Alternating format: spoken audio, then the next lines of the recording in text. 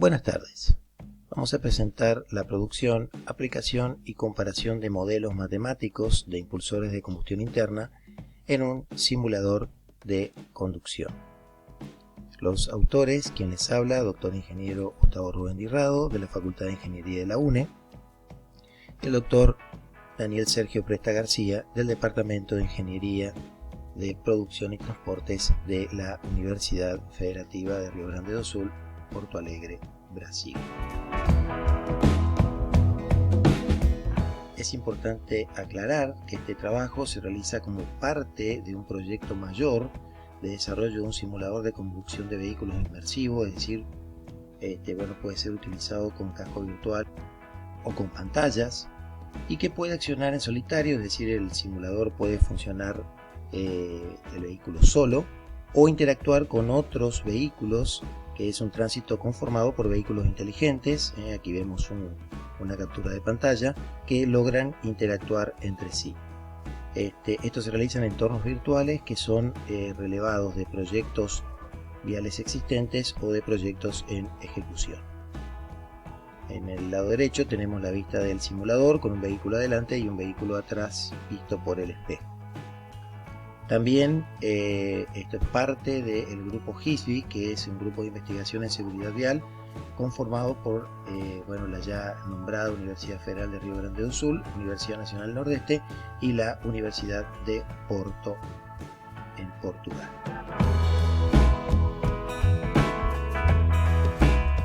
Entrando concretamente al trabajo realizado, hay dos factores que limitan la performance de movimiento de un vehículo terrestre en superficie plana desde el reposo.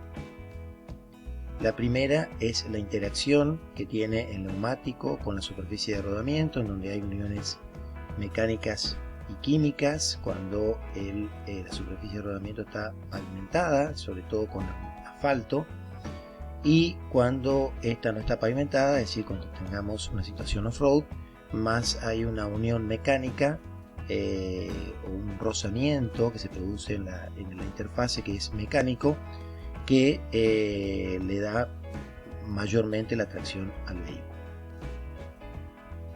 El otro factor que influye es la fuerza de tracción que el propio motor puede ejercer, ¿no es cierto?, a través de la entrega de torque por la transmisión y hasta las ruedas, y la menor de estas dos fuerzas determinará en definitiva el potencial de aceleración de ese vehículo.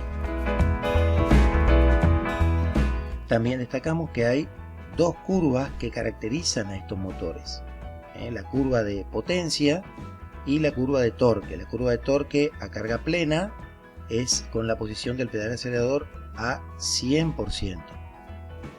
Estos son curvas características de los motores y se contraponen estas curvas para ser analizadas contra la velocidad de rotación del motor, usualmente en revoluciones por minuto, pero también puede ser en radianes por segundo. Entonces aquí lo que se hace es estudiar y comparar modelos matemáticos para representar estas curvas en diferentes marcas de vehículos impulsados por motores de combustión interna, para luego, una vez que estas curvas están realizadas con la ecuación correcta, aplicarlas en el simulador de conducción. Bueno, entonces vemos estos puntos característicos de estas curvas mencionadas en esta gráfica, en la cual sobre el eje X nuevamente representamos las rotaciones del motor, en donde tenemos como puntos característicos la rotación mínima, por debajo de la cual el motor se apaga, la rotación del motor cuando se produce el torque máximo en la curva, la rotación del motor que se llama rotación nominal, que es cuando se produce la potencia máxima, y la rotación máxima del motor, que en donde por arriba de este valor se produce el colapso. Sobre el eje Y hacia la izquierda tenemos el torque del motor, en la cual tenemos dos puntos característicos que son el torque nominal, que es el torque a potencia máxima, y el torque máximo. A su vez, por debajo del cero, en torque negativo, tenemos el torque de frenado. Ya se hizo una publicación en este mismo congreso con respecto a este torque y el frenado que produce en el vehículo. Sobre el lado derecho tenemos la potencia, en la cual también tenemos dos puntos característicos que son la potencia máxima y la potencia cuando en el momento en el cual se produce el torque máximo. Con estos puntos característicos nosotros vamos a modelar las curvas y además obtenemos estos dos factores muy importantes que es la elasticidad de torque y la elasticidad de rotación del motor, que nos permiten determinar en definitiva la performance del vehículo. A mayor valor del producto de estos dos elementos, tenemos mayor elasticidad del vehículo, es decir, mayor performance a bajas y a medias revoluciones y entre velocidades intermedias. Vemos aquí el formato de las curvas. Esto es muy importante porque es lo que nosotros vamos a modelar, las diferentes formas que tienen las curvas de torque y las curvas de potencia, el torque plano, torque creciente o torque tipo búfalo y sus curvas de potencias características en relación con estos torques. Ya lo vamos a ver en el modelado. También la distribución que se produce en el torque cuando el acelerador es apretado en un porcentual determinado. Vemos aquí que en los motores de encendido por chispa o los motores de gasolina esta distribución es bastante dispersa y mucho más uniforme en los motores diésel como característica especial. Los modelos matemáticos que vamos a utilizar en el modelado son el modelo polinómico de trazado de curva de potencia, los que vamos a comparar, y el modelo de trazado de la curva de torque, que es el modelo propuesto. El modelo polinómico, básicamente, como su palabra lo indica, es un polinomio que se lo lleva hasta el grado 3 y tiene un coeficiente pi multiplicado por la velocidad de rotación del motor. Ese coeficiente pi varía con respecto a los diferentes motores. El coeficiente P0 y P3 para todo tipo de motor de combustión interna tiene estos valores. P0 es 0 y P3 es menos la potencia máxima sobre el torque nominal al cubo. Pero para motores de encendido por chispa, P1 y P2 son los que cambian con respecto a los motores diésel de inyección indirecta y los motores diésel de inyección directa.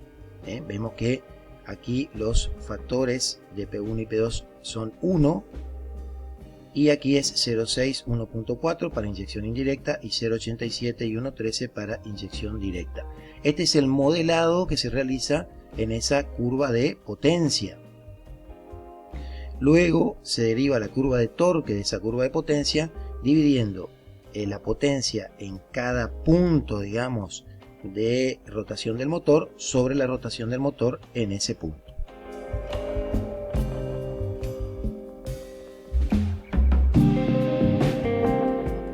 El modelo propuesto de trazado de la curva de torque se refiere fundamentalmente a intervalos de rotación del motor.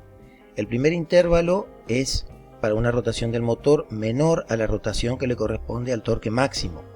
Para ese intervalo, digamos, calculamos el torque que depende de la velocidad de rotación, involucrando al torque máximo y a la velocidad de rotación del motor. Esta es la velocidad de rotación al torque máximo. Se aplica esta ecuación considerando que el coeficiente CI es un coeficiente de modelado de esa primer parte de la curva de rotación. Luego tenemos otros dos intervalos en los cuales se utiliza otra ecuación. En el intervalo entre la velocidad de rotación al torque máximo y la velocidad de rotación nominal del motor, en ese intervalo se utiliza esta ecuación que ya involucra al torque nominal también y que tiene dos coeficientes exponenciales que son C, F e I, y que para este intervalo se utiliza 1, o sea, I es igual a 1, es decir, los dos coeficientes son iguales, y se utiliza CFE1. para el intervalo de rotación entre la velocidad nominal del motor y la velocidad máxima, y es igual a 2, es decir, se utiliza otro coeficiente CFE2. Depende esto del modelado de la curva. Siendo el torque nominal la potencia máxima sobre la rotación nominal, y determinando a partir de estas ecuaciones y el momento en el que se les aplica, la potencia en función de la rotación del motor, multiplicando el torque obtenido por la velocidad de rotación del motor. Bueno, acá hicimos algunas pruebas con diferentes motores. Primero tomamos un motor Honda 2.0. Aquí están las características: un motor naftero de encendido por chispa, un motor atmosférico, tenemos la cilindrada, bueno, tenemos todas las características del motor, y vemos las curvas obtenidas de del banco de prueba, digamos, de las curvas experimentales. Cuando vamos a las curvas modeladas, en rojo siempre construimos las curvas correspondientes al modelo polinómico de potencia, es decir, el modelo trabaja sobre la curva de potencia y de ahí se deriva la curva de torque. Como vemos, este modelo aproxima, pero bastante lejanamente, a la realidad de los valores de las curvas experimentales. Sin embargo, cuando vemos el modelo de torque aplicado en los diferentes tramos de velocidad de rotación del motor, vemos que las curvas se asemejan muchísimo de la curva de torque, y la curva de potencia derivada de esas ecuaciones de la curva de torque también, incluso en el formato y en los valores, es muy parecida a la curva experimental. Luego hicimos una prueba con el motor Fiat Firefly GSE. Este tiene un formato de torque más bien plano, y aquí ya vemos que no hay tanta diferencia pero en este caso de este motor particular, entre los dos modelos. Sin embargo, el modelo de torque se ajusta mejor. Aquí CI es 1.9, CFE1 es 1.5 y CFE2 es 1.5. Son iguales. Luego simulamos un motor SAP 2.0, en la cual tiene una curva de torque de tipo búfalo con un gran aumento del torque al inicio y disminuyendo hacia rotaciones mayores del motor. Y cuando vamos a las curvas modeladas, vemos que la curva del modelo de torque se ajusta casi perfectamente, con muy poca variación, tanto en el torque como en la forma y los valores de la curva de potencia. Ya cuando vemos el modelo polinómico se aleja bastante de las curvas experimentales. En este caso, CI es 1.1, CFE1 es 1.8 y CFE2 2.75. Estos modelos matemáticos se insertan a través de este diagrama de flujo dentro de el modelo general del simulador. Este es un diagrama de flujo abreviado, y aquí tenemos los condicionamientos para aplicación de las diferentes ecuaciones. Estos condicionamientos para velocidad de rotación menor a la del torque máximo, y para velocidades de rotación menor al torque nominal o mayor al torque nominal. Por último, como conclusiones, tenemos: las curvas características son claves para definir el funcionamiento de un motor, son esenciales para desarrollar un simulador de conducción con precisión. El modelo polinómico de trazado de la curva de potencia aproxima correctamente sus valores, pero no permite el modelado discriminado de la curva de torque y por lo tanto su precisión no es la esperada. Y finalmente, el modelo propuesto, que es el de trazado de la curva de torque, permite modelarla por intervalos de velocidades características del motor, ajustando su curvatura a diferentes configuraciones y derivar una curva de potencia muy precisa.